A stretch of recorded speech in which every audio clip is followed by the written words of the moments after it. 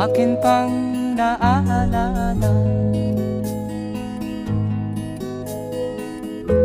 Noong si ama'y nabubuhay pa, ang sabi niya'y Freddy, mag-aral kang mabuti,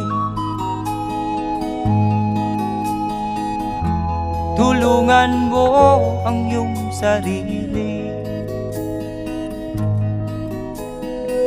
Ang nais niya'y hindi nasunod.